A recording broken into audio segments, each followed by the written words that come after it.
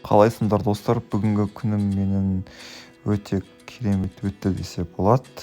Бүгін мен бір жақын достармен Алматыда Горький парктың қасындағы бір кафетерияға кірдік. Іші бұрында кітапхана болған екен. Көп мүсіндер, көп кітаптар ішінде орналасқан. Жалпы дизайны ұнады бұл жердің. Ішінде картиналар негізі біраз әсер қалдырады екен. Классический стильде жасалған. Жалпы өте қызық интерьер ішінде. Неше түрлі өнерге арналған заттар, картинкалар, тағы да басқа заттар көрдік.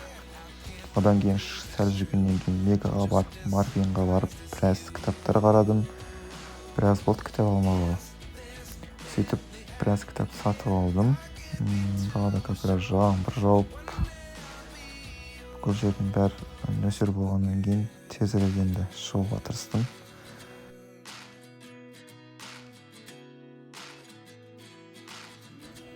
Тезірек автобусқа мініп, үйге қарай қайттым. Бүгінгі мен алған кітабым Достоевскийдің «Преступление и наказание» деген кітабы. Өте қызық кітап деп айтып жатыр. Негізі таныстарым оқыған. Сол кітапты енді оқимын деп шештім. Жалпы қандай кітап ұсынасыздар оқығанға?